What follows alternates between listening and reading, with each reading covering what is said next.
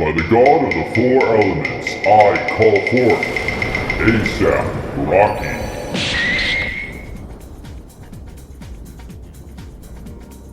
Welcome everyone to the first episode of the EDM show. We have some news about Zedd getting banned from China, Kylie Jenner seemingly recognizing dubstep as an art form, and so much more. So I'd like to first off dedicate this episode to everyone that lives, somewhat north of the equator, quite a few degrees. I'm thinking Massachusetts, the Ohios, or Ohio, Northern California maybe too, that went to shows all summer and are going to continue to go for the rest of the winter. Because if you've never lived in the north here, if you do go to a show and the Uber is five or so minutes late and you're just standing outside for a little too long, you are going to get a cold at best. If not, you're going to get more sick because these venues are dirty as hell. So you're going to have to either eat it for the next 3 days at work and be like, no, I'm fine, I'm doing okay. You went to a show again? God forbid if the boss knows that you're working, because now he's gonna be, oh, you went to a show again. He's gonna know because you're sick. And then there's also the Thursday show, because if you live in a B class market like Boston, you don't get the good acts on Friday, Saturday. You get the good acts on a Thursday or a Tuesday. And Wednesday, oh, my dog's sick, I can't come in. Thursday, oh, I got a dentist appointment, I can't come in. So that's how it goes here on the Northeast, and I imagine other parts of the North. I don't know how people go to EDM in Canada, or any other. Germany's probably cold now too, all that. So shout out to everybody that lives in the North. LA people, Miami people, Texas people, keep doing what you're doing, but maybe I'll shut you guys out next time. So it's been a while since we talked. I'm going to give you guys a quick rundown of some of the events that happened in September. The first being, I've missed my first ever dance show because of my own stupidity. I think everyone has been in this boat at some point back in the under 21 days, or some of you guys listening are probably under 21. You got the water bottle with the vodka and you're in line. Your friend's like, hey, let's finish it. And then you have to go along and then you die in the line and then you don't get in. I think that's definitely the most common. I think alcohol has probably ruined more dance music experiences than anything else. But regardless of the most common way, the way that I missed a underground techno show in New York, this was the first weekend of August, and actually it was a Friday. And before we went to that underground techno show, or were supposed to, me and my friend Mariana, we went to see Two Door Cinema Club, a indie alt rock band that I'm a huge fan of, at the Hammerstein Ballroom, and that was a great show. Had a wonderful time. The hooliganism that takes part at a rock show, just as much as a EDM show, got me a little sleepy, got me a little tired, and this techno show did not start till around, I would have to say, 12 a.m., and we got out of the show at about 11. And if you've ever been to a techno club, or really any club for that matter, rather than a festival and or a touring artist, party doesn't really start till like an hour or 2 hours into when the doors open, like 100%, like you really don't need to go. So I decided to go and take a nap at the hotel room, and so did she. So we set our alarms for 30 minutes, and next thing, it was 4:30 in the morning. Actually, Mariana woke me up and was saying, hey, we gotta go to the show. And I look at her and say, the show is in Brooklyn, we're in Manhattan, and the thing, the whole shindig ends at 5 a.m., so there's no point. So we went back to bed, and we ended up seeing Camel Fat the next day. So I think the moral of the story is, if you're gonna be going to multiple shows, you gotta one person has to stay up for it. Have that person go and get like a smoothie downstairs or something, because concerts are exhausting. I think we have a tendency, I think everyone has a tendency to go a little, we want to, it's such a, and the other thing that happened in my September is I went to see Grizz, and the biggest surprise of Grizz is I knew people wanted to see Grizz a lot. I know Grizz is very popular, I like his music too. I didn't realize how culty of a fan base he had, and I mean this in the most endearing way. Everyone was very polite, all the people I've met, but it was just surprising that people were like, yeah, no, I saw Grizz like 5 times, I went to see his Red Rock show. Everyone I talked to was like, yeah, I went to his Red Rock show. Interesting. You know, these are Bostonians, people from northeast of Americas, and they went all the way to wherever Red Rocks is, which is pretty sure like Colorado or something. Regardless, that was a really great show. I'd recommend everyone see it. It had a good blend of, how do I put it? I think there's like two.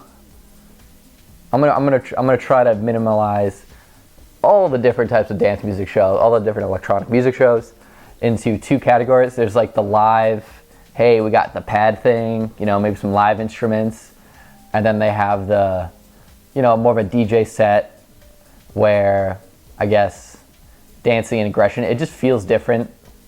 Like a more of a live element happen, makes it feel more loose and I guess kind of soulful and band-ish. Like it's just definitely a different feel to it. Grizz had a good balance between the two.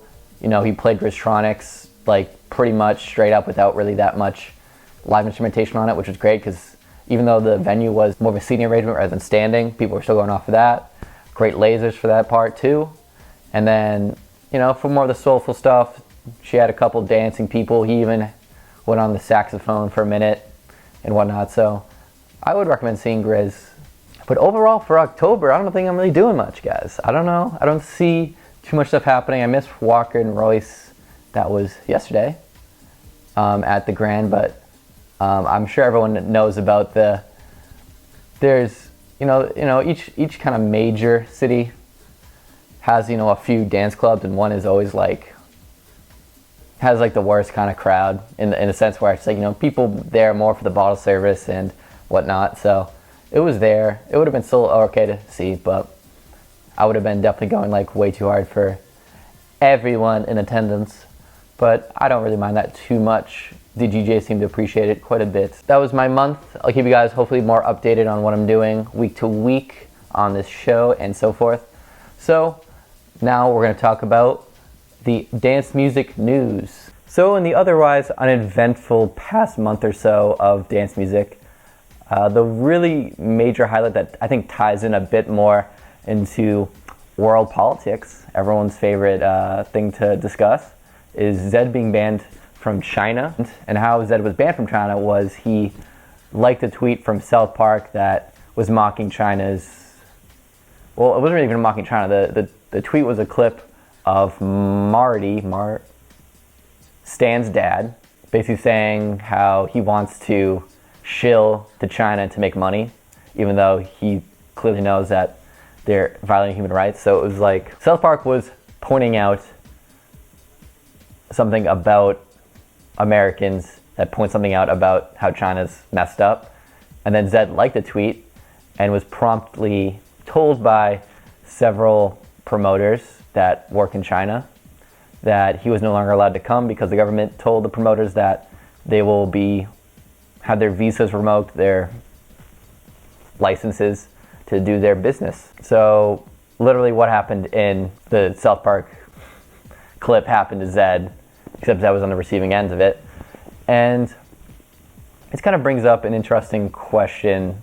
I think everyone kind of either themselves or knows, you know, that aunt or a random person they work with that are like, yeah, dude, China is a huge market. We got to go to China. But now those same people are like, we can't go to China. China's messed up. Pull everything out of it. No one can do business in China. It's an interesting sort of discussion to be had, is what festival runners' roles are, promoters' roles, artists' roles are in this whole thing. And it's just hard to say exactly what the long-term consequences are going to be of someone. I mean, Zedd only liked to tweet, but if a bigger artist or even, you know, a big festival like EDC or the CEO of a big festival like Pasquale Rotella, you know, pulls out their business and makes a statement or plays a show. Actually, this latter thing is not going to happen because this is hella dangerous to play a show and make some sort of statement during their live set or performance if that's the correct thing to do, if that's something that people should be doing, if, you know, we follow the virtues of plur, or just, I think, in general, what dance music kind of should stand for, freedom being one of them. Probably like the only, I think, agreeable thing between like every artist, festival, like part of EDM in general. But at the same time, I don't think, you know, any festival organizers really should be pulling out stuff because Zedd was banned. I mean, Zedd did something that the government didn't like, and just because of that, I don't think any festival organizer should necessarily pull out something that they're really, what I'm trying to say is, I think every country, or a lot of countries that a lot of, you know, international organizations work with, have major human rights issues. Now, like the same thing, you can't, you know, have like a EDC Russia and do a lot of homosexual, you know, just whatever the Russian government doesn't like. You probably can't do any terrorist propaganda. I mean, granted, that one guy that is on the machine, you know. See, this is why I need like a B mic so I can ask someone a question, a Jamie. I could really use a real solid Jamies or two so I can fill in I don't know the name of the Rage Against Machine guitarist, I believe, but he had a pretty interesting, rebellious set of one altar that I think was a little bit off-putting. But regardless, I think there's things that each country does that are pretty wrong, but I could easily see that this blowing over within the next year. I just think they're either tracking Zedd, like all the celebrities, and tracking what they're doing, or they're tracking that one tweet. Anyone that liked the tweet that was famous, they like marked. So I think there's a bit of a skittishness in the Chinese government right now, like because they know there's like a major PR thing and they can't really control it, what's happening on the outside. So I could see Zedd being like unbanned, having like a big return, you know, within a year or something, once either Hong Kong gets what they deserve, you know, what they're fighting for, or they don't. I don't think that this is like a long-term issue. And I think it was more of a reactionary thing from the Chinese government.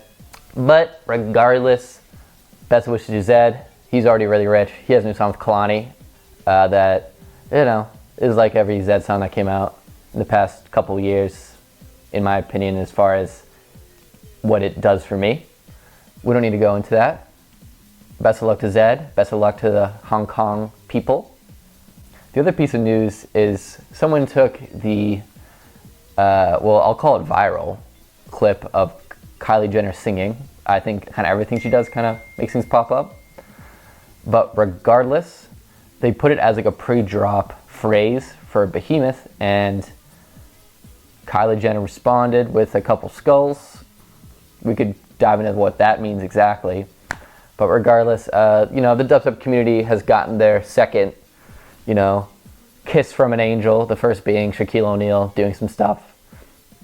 But Kylie Jenner is probably, you know, one of the more popular people in the world. So the issue that I kind of have with the whole thing is there's this like, I think the EDM community as a whole, you know, we get so excited, kind of like the esports scene too, is we are like, no matter how popular we get, we are on some niche stuff. Like if, you know, we don't sell, well, we do certain parts, but I mean, we sell art. Same thing with esports organizations. It's competitive. It's kind of an art too. It's performance. But we want, for some reason, to be as popular as, you know, something along the lines of like drama, pure sex appeal, social media, stuff that, you know, is multitudes more popular, right? Like if we had Queen Elizabeth headbanging to some stuff, we'd be so happy, compared to, you know, someone making some dope bonker stuff and us being super happy and freaking out about that. Like it wouldn't reverberate through the scene like the other thing does. And I think that's something we have to work on, right? Because what kind of happens now is, you know, this, everyone gets really excited. Okay, we use the example of Kylie Jenner's kind of recognized to some capacity dubstep's existence.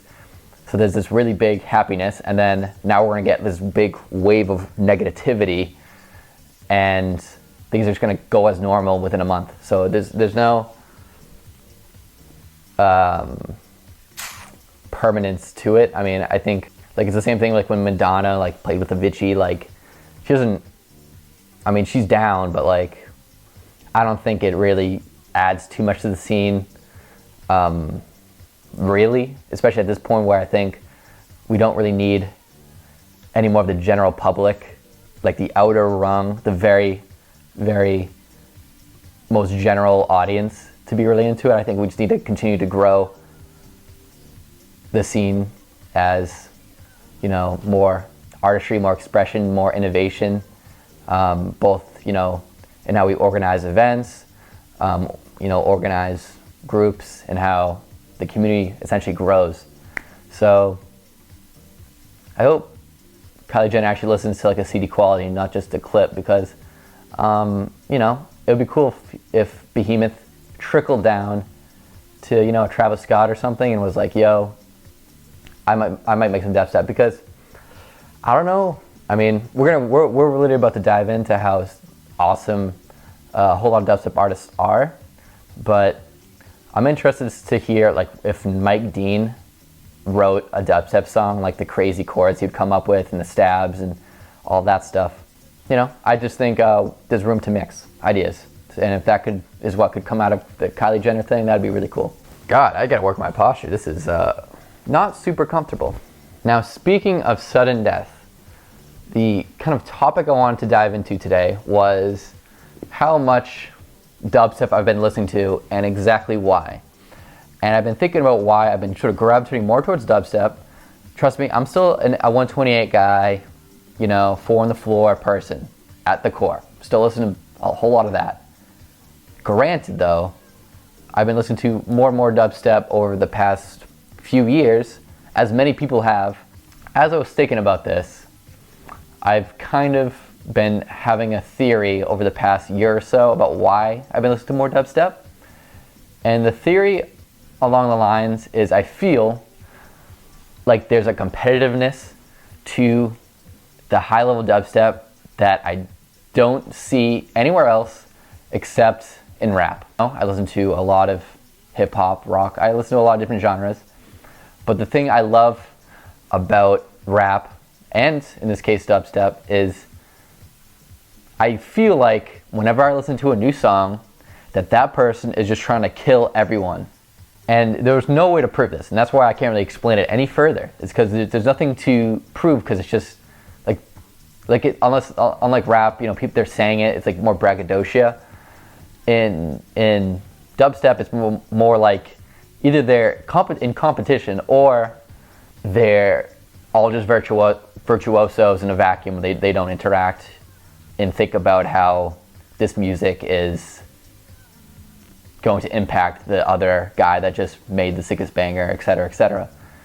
So I finally got around to watching Sudden Death's Sidewalk Talk, and there's a 10-second clip, maybe 20, and he essentially confirms what I've been thinking for the past year, that these guys want to outdo each other, and that is a very satisfying thing to hear.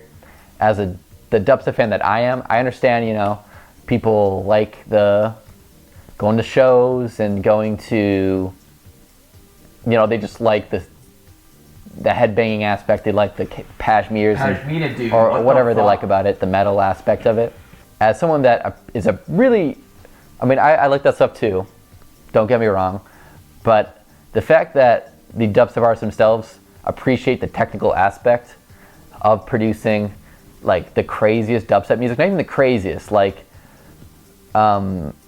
it seems to me that at least my favorite artists, and these artists are getting more and more popular in the dubstep scene themselves, that technical is like a very nuanced thing. It's not about making the loudest thing. It's not, you know, like otherwise everyone would sound like Say My Name or like, I guess heck, you know, there's people that are making like the screamo dubstep that's like just super hardcore, but there's a group of people that go for like nuanced stylistic choices in their songs, slightly iterating on what they've been doing before, iterating new things that have come up in the past like weeks, months, and then also, you know, trying new things rhythmically that haven't been done before, on top of different samples that add to like interesting concepts.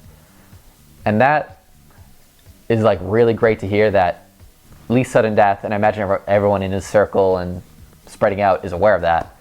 So in appreciation of this great aspect of the dubstep scene right now, I have a list of the 10 most badass I'm not going to say technical. You could call it my top 10 dubstep producers, but you also could call it more on the lines of, these are the 10 that are in the competition, and they're fighting to win. They're trying to murder the competition, and they're succeeding, or they're in the running for the crown right now. Because I don't think we'll once we get into each artist, I'll explain sort of where I put them. But regardless, all 10 of these guys, I think, are watching the throne right now. I'm gonna list 2 people that I've already kind of talked about, just real quick. Eptic, probably one of the more stylistically distinct dubstep artists over the past, few years. He's always had a very similar style, and in my opinion, his style has always been like that good, and even his records themselves. What has happened over the past year is just, I believe, is him just getting his dues. So he's really, really high rated. But I think him, unlike some other people, he doesn't respond as much and drastically change things. Sometimes I kind of wish he some examples of some great songs is, he did a song on the Nova remixes that's really popular, that escaping my mind. And then his EPs are literally solid straight, like one of the most consistent. And I mean that not in the Reddit EDM sense where it's like, yo, that guy can't do no wrong. Because I would, call him out. And he doesn't just produce dubstep. Like, he had like a breaks thing he was doing a couple years ago. So he does some other genres. But overall, he's been consistently great. I'll say that. Like, it's not like he's like meeting the bar each time. There are surprises in each EP from song to song. And that's really difficult to do, to have a lean discography that is really consistent. And that's why Eptic is on this list. And this list isn't, maybe I should have ranked this. Maybe we'll do that after. But regardless, Sudden Death is number 2. Out of everyone on this list, Sudden Death's style is really fascinating. Like, he, as a concept, is really simple. Like, it's a lot of imagery of essentially hell. He uses a lot of art from Berserk, or a lot of inspiration from this anime Berserk, which is known, at least from what I can see, as a very violent and brutal anime, but one of the most popular, and has a lot of demons and monsters, but they're very like, what's the word? You know how like Cthulhu is like too big to comprehend? There's a lot of messed up, scary stuff in that.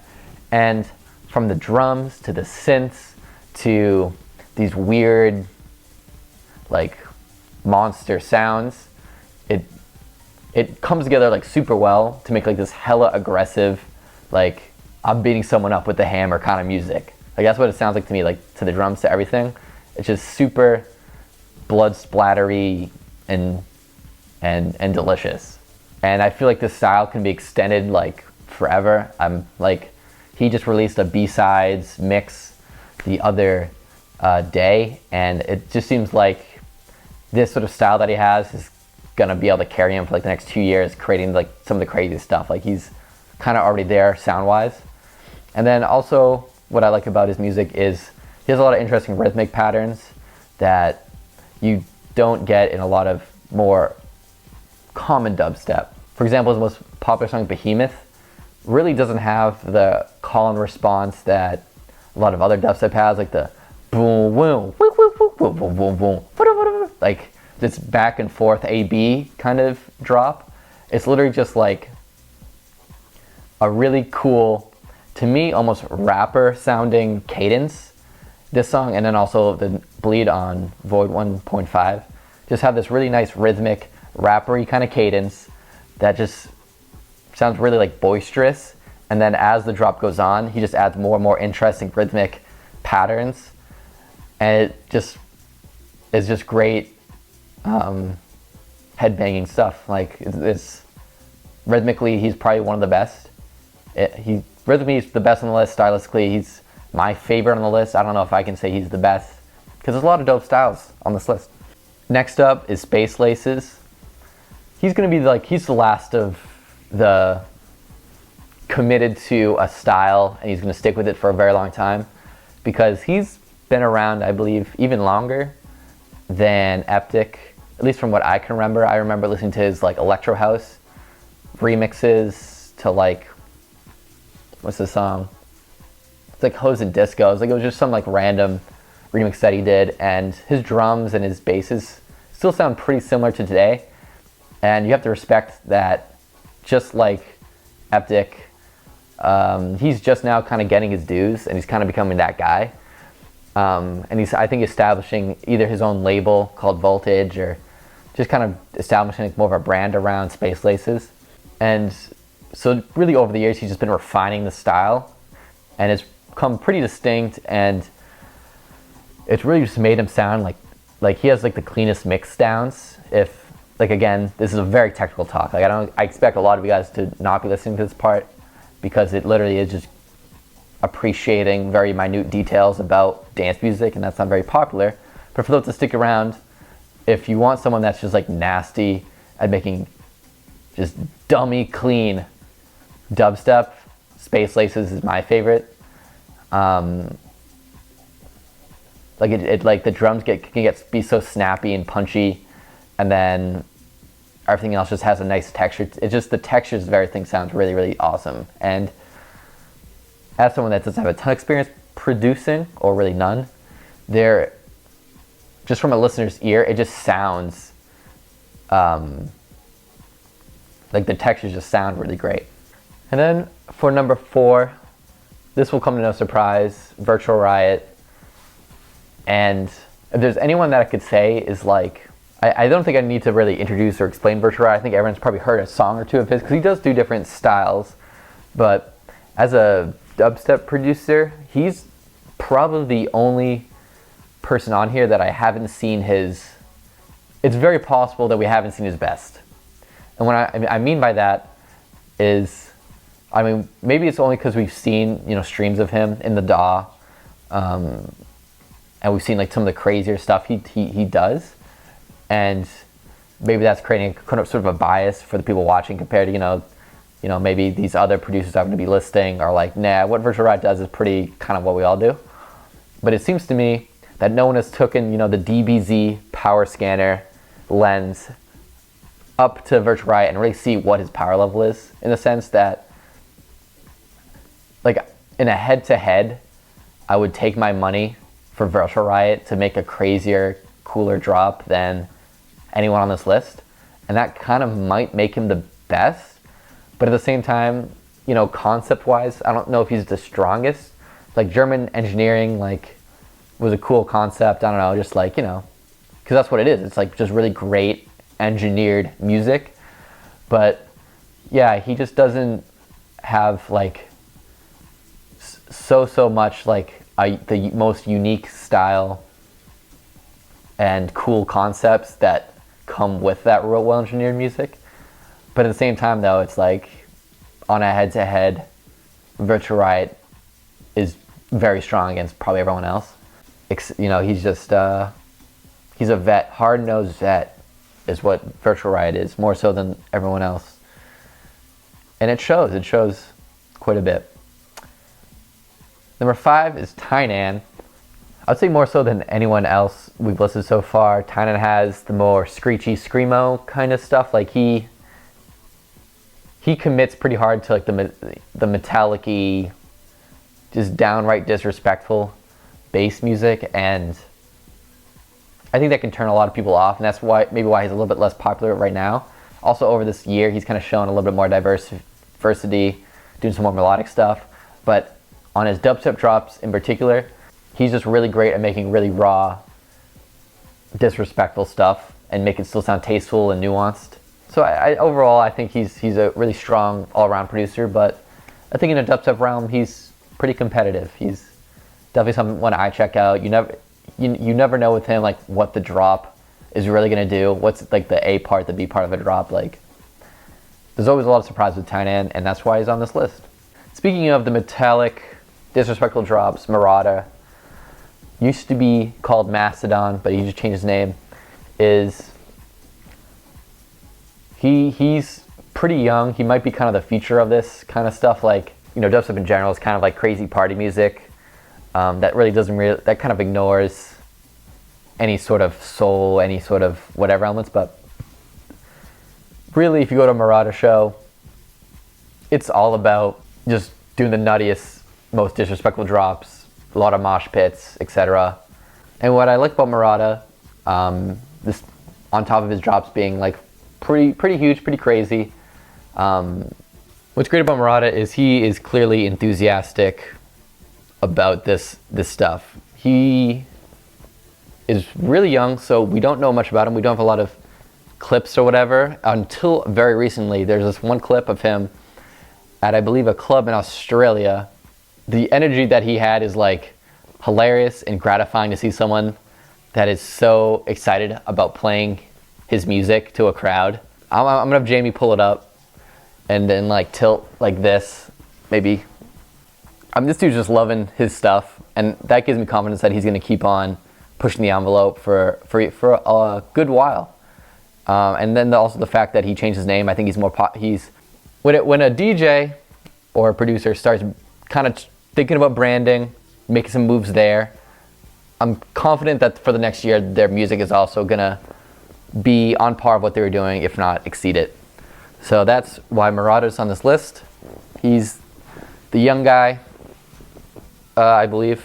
I don't really check people's ages or locations so much because it's not too relevant. You know, you have 14-year-olds making sick stuff. You got 40-year-olds making sick stuff. So, but regardless, he's young blood in spirit at the very least. Speaking of young blood, there's a lot of speaking ofs because these people, there's a lot of common threads between these guys. Peekaboo is another newer artist. I think he is another newer artist. He's definitely like 21, 22.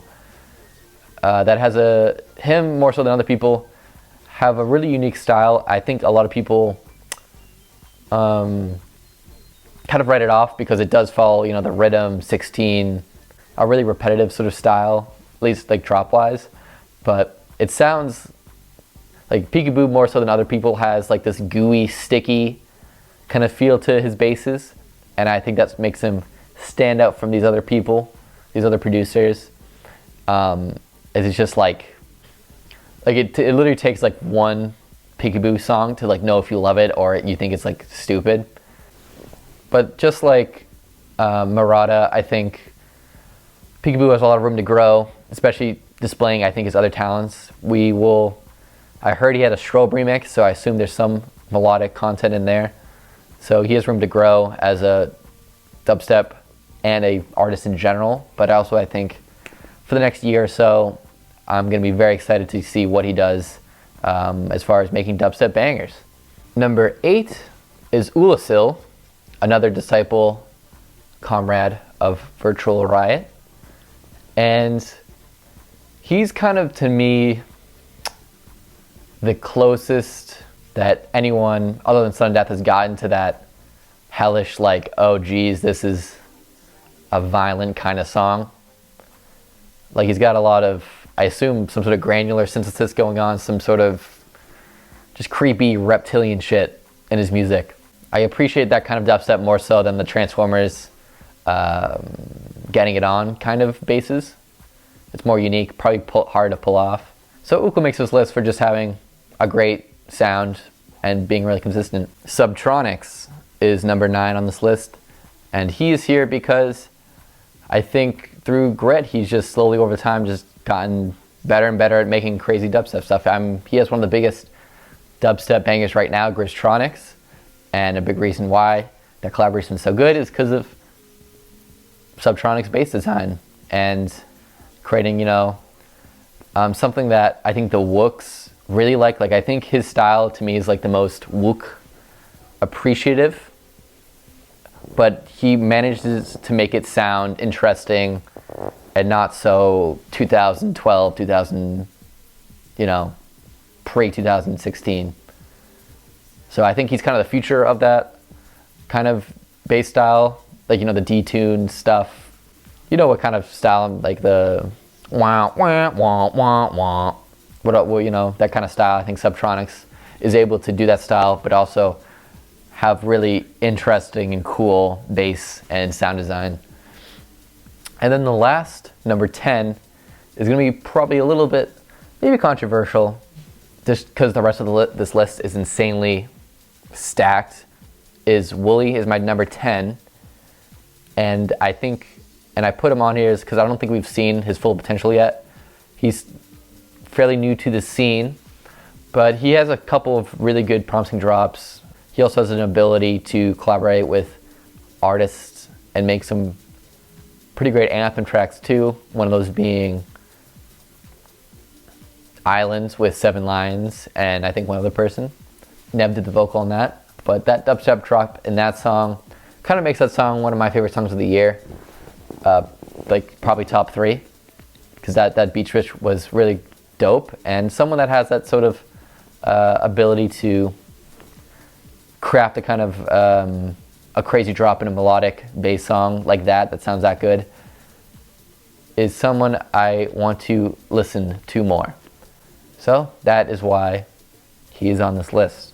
And those are the 10 dubstep producers that I think are competing for the throne.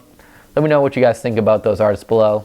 And I know I left out like Skrillex and like a couple I know I left out Skrillex and Barely Alive, but they're Skrillex is like Jay-Z, like he's not competing anymore, if that makes sense. Like, yeah, he's just not, yeah, he's God tier. You don't need Skrillex in there, and there's a couple other people that don't need to be in there. But this is the throne. These are people in the shits right now, this year, and for the next couple years are going to be competing. That's why they all made it. Now that we're done talking about music in the past, it's time to react to some new music. That's right, we're going to be doing the EDM first reaction. First on EDM first reaction is Bleed by Sudden Death off the Void 1.5 EP. Oh my fucking, see, already we got this very bizarre drones. Already getting kind of, this is gonna be a very raw banger. Not gonna be a lot going on. Just turn up a little bit.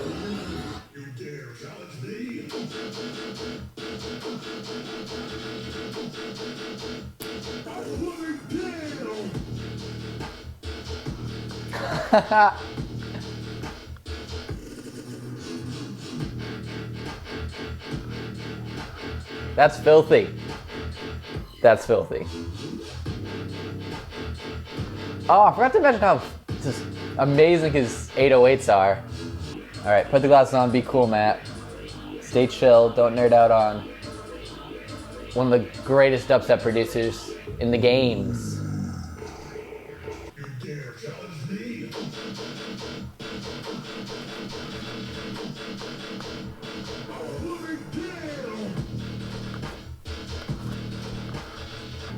Oh my gosh. A little bit more straightforward than Behemoth, but I like when the lead bass is pitched down an octave. It's just like, it sounds very dirty. Is this the song? Okay, short and sweet. Next song, Don't Start, because we're going to talk about Bleed by Sudden Death. To me, Behemoth, perfect. Don't touch it. Don't, try to do some VIP stuff. It's song is slaps, just straight up. This song is great. I do like a lot of aspects of it. It is short, but I could go with the VIP to hype things up a little bit more. Do add some extra tension, maybe some extra bells and whistles in the drop, because it is pretty raw, straightforward. But as I've said previously, Sudden Death style is golden right now. And this song kind of shows it. You know, it's a pretty bare bones song, but everything that's in it is effective and mean. So it's gonna go well live, and I'm excited to witness it when it does get played outside. Next song is The Business by Walker and Royce. First song off the Higher Ground label that Diplo is heading, aka Matt Decent is running, and Diplo is kind of the frontman of. Regardless, I'd like to see more artists get into the bass, techno, house kind of game, especially Walker and Royce, because they're pretty good. So let's check out this track. This sequence kind of reminds me of The Fisher.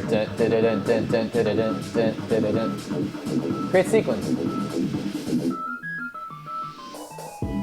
The business.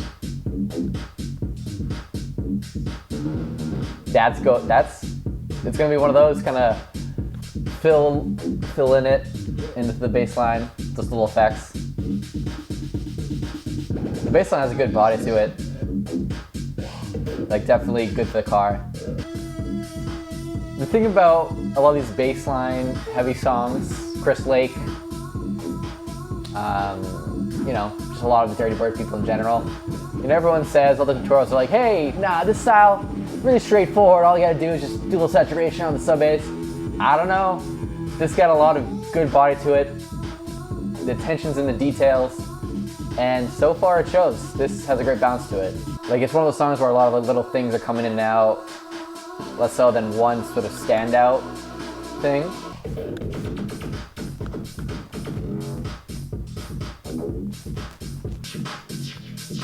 Trying to figure out where this would go in a set. Like, it's definitely not like an opener or closer. But I think it's definitely catches my eyes just by how clean and groovy it is. Like, it's not too mellow, but it's not too crazy either. See, now, like this is the Apex song, just a little more crazy. Like, the different elements are a little bit sequenced more closely together. Just has a good build throughout the whole track. Like, here, there's just a lot of more, all the stabs and the samples are playing more frequently. But you still just got that great spice line under all of it. That's definitely an ad. Next up is Madden by Joyride. It looks like we're gonna be getting the EP soon, considering we're getting 2 more singles, I believe, in the next couple weeks. Been a long enough of a wait. A little bit disappointing that it's taken so long, but Joyride's kind of music doesn't, you know, because it does have a little bit of a throwback and it's also a signature style, we don't necessarily need it to come out in any timely matter. Like, I don't think it's gonna necessarily like rock a certain season or have a certain, it's not seasonal at all or anything like that. You know, it has a lot of the, I assume, like English house elements from like a while back.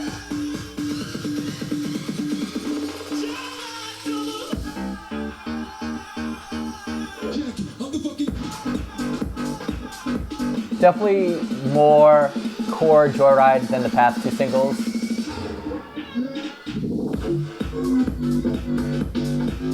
Cool bass switch up. Curious about the sample here. It sounds like maybe something from the 80s. Regardless, adds a cool retro style to the whole thing.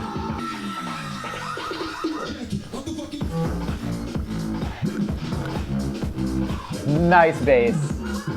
I think the second drop definitely needed something a little bit more mean, and it's definitely it. I think as long as we get 2 more of those kind of songs, for the most part, the core Jordan audience is going to be pretty satisfied with the album, which is good, because, you know, you need that core. Again, though, I do like the other 2 singles from the project. They had a bit more hip-hop influence, so far, Joyride can do no wrong. But this song, unlike the other ones, I don't know how they'll fit into an album, because it doesn't really seem to have any concept. Like, the vocals, the samples didn't really have any cohesion. So overall, just like The Business, good live. But, you know, as an album cut, I'm a little interested to see what the next couple singles are going to be like, to see if there will be a cohesion on this record, because, I don't know, the album's called Brave. I imagine there'd be some concept to it. that doesn't just have to be, you know, high energy bangers. But we'll see. Next up is a track by G. Jones called Dark Artifact. I like this art. This is hype. Alright. What's happening here? Does it look like my legs are cut off? Does it look like I'm decapitated?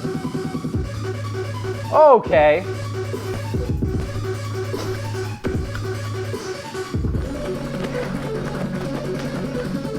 What the fuck? Alright. I might have popped up a little too hard for that. I don't know what key this song is, but it's just this ARP's hard. And then the G. Jones modulation puckery is hella strong. I can already picture the visuals. And, you know, I think every artist, every fan of dance music is like, oh, dude, the crazy visuals. His music adds to the visuals. They don't rely on it. Like, this music's already nutty enough, but somehow his visuals, it's just like, yo, this is that shit. More so than other artists. Like, I'm already in another dimension, but the visuals complement it rather than the music relying on it. A great example is the stream from Second Sky Festival, I believe it's called, where G. Jones performed.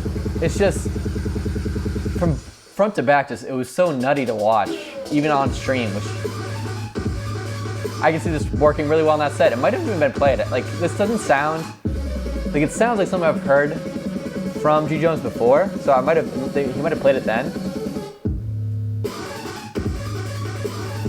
Like, this song is just slight tweaks to the same arpeggio and drum loop.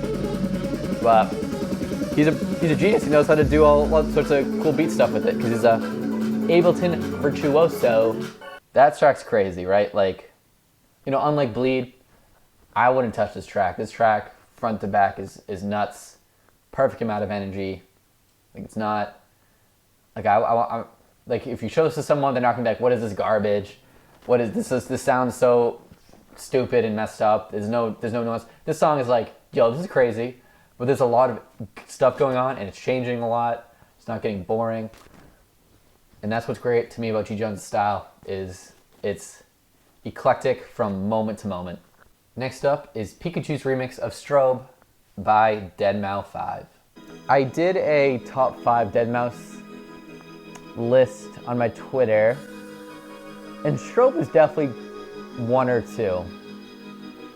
I have fond memories listening to it in high school, being one of the few more modern EDM songs I listened. EDM, we call it that, progressive house songs that I was listening to at the time, probably like, what, 2010, 2011. So Strobe's up there for me. So it's unlike some of my other favorite classic songs, like some of the Daft Punk stuff. Strobe is remixable, I believe. Like, there's some songs that I just like. You're not remixing Digital Love. You're not remixing Kill Everyone by Skrillex. So you're just not gonna do it. Or a better example, All My Friends by Skrillex. But Strobe, we'll see.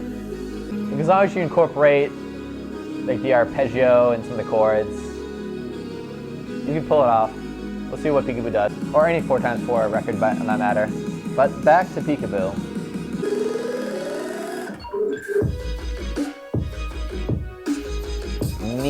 Neat.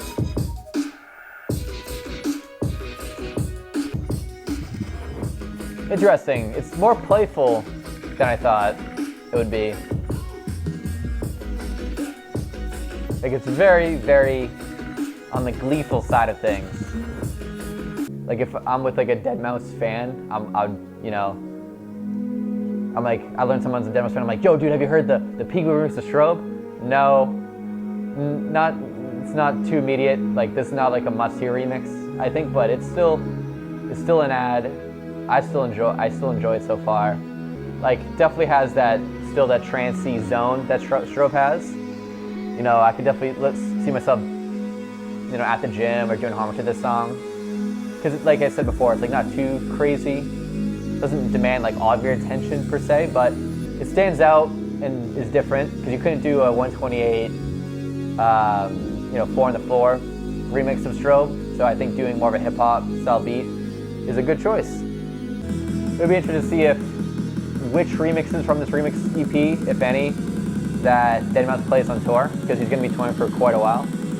He's doing 4 shows in January in Boston. I might go to 1 or 2 of them, we'll see. Should definitely see him.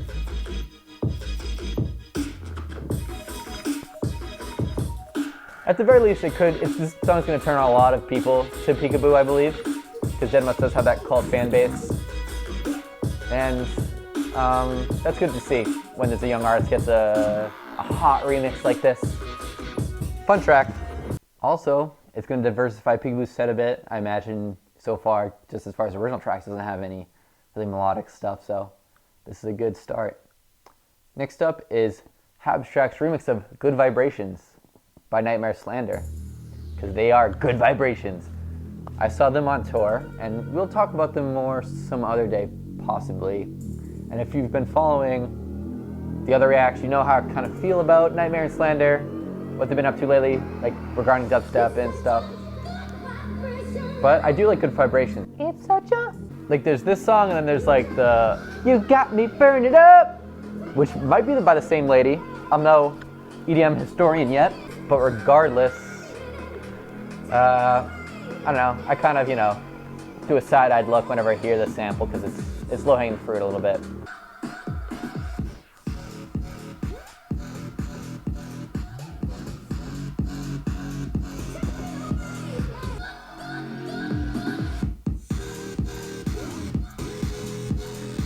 Absolute ripper. Just a good sample that works in the sort of bass house pocket. And Habstrakt always delivers on the bass house side.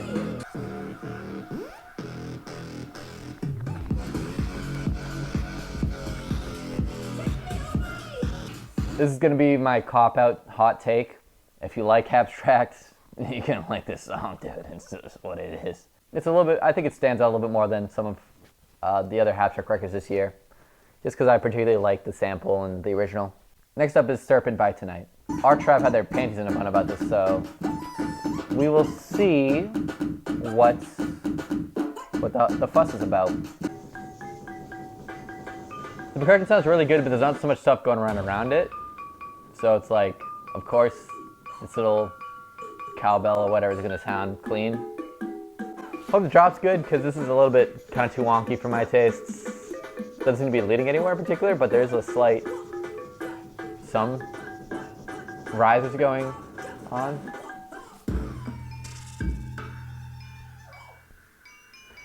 I don't know if this is just me noticing it, but I feel like there's more Amazonian lady samples lately. Yeah, I guess it's always popular with the trap artists. I think I'm kind of losing my patience with the song. It doesn't... I can tell they're having fun, which is, a lot of Tonight tracks sound like they're having a good time making it, but this is a little too silly maybe for me. Yeah, this is pretty stupid. Perhaps someone could provide a bit more context or something, but I'm not listening to this again. I'm not showing anyone this. This isn't the return that was hyped, that was fabled forever. So, yeah, that's a skip for me. Next up is Mad by Moody Good and Subtronics. All right.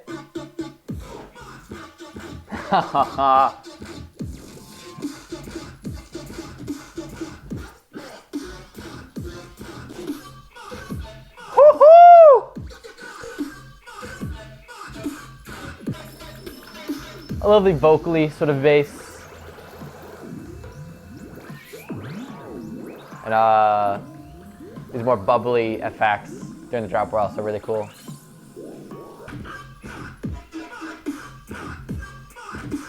This is mixed very well. The second drop is hard. Great rhythm track. That might be my favorite banger of the week. Oh geez, I like that a lot. Very promising banger. Next up is System Bleed by The Glitch Mob and Lick. So I've been hearing things about Lick, so hopefully this is a good introduction.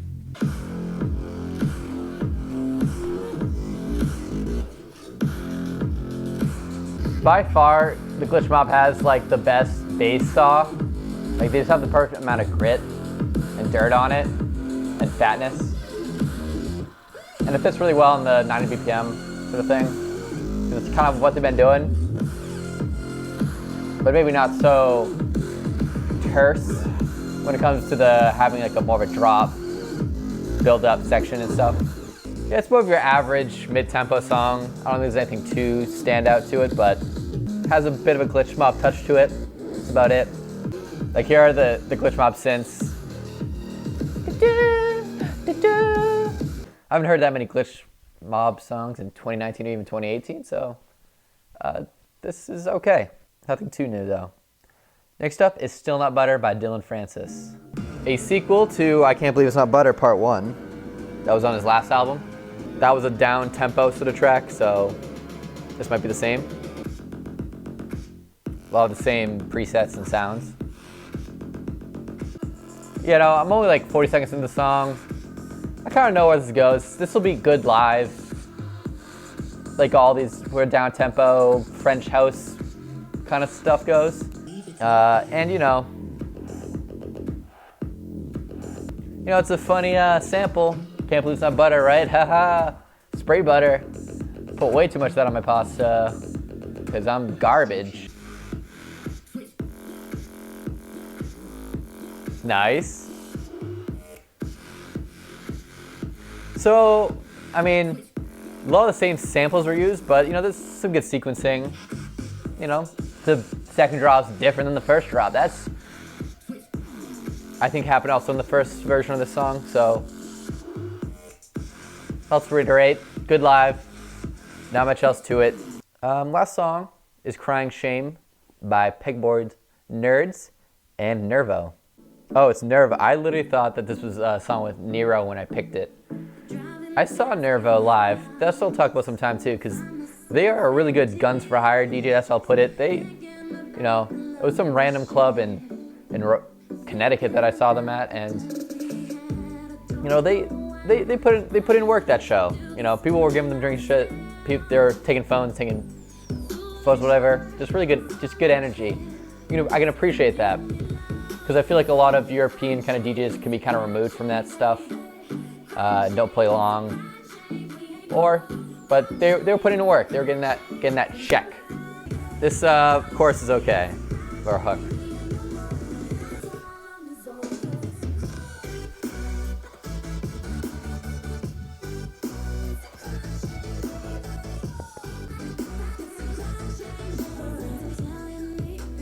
Yeah, this is a little bit mediocre. Like, they're not giving the drop that much time to breathe. It's like, 32 bars. I don't know. Yeah, it's just short drops, really relying on this vocal that isn't that good. It's a skip. There's nothing too unique about this feature-based track. Yeah, unfortunately I had to end on a skip there.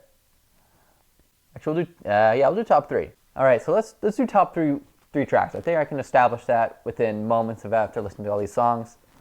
Number 3, Bleed Sudden Death.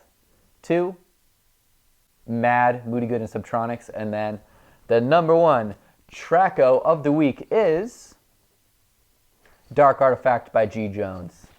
And there you have it. That's all the songs for this week. Let me know what I should listen to in the coming weeks for this EDM React series. And I'll see you guys next time. Oh, geez. That's all we have for this week. Now let's kick it to the mix.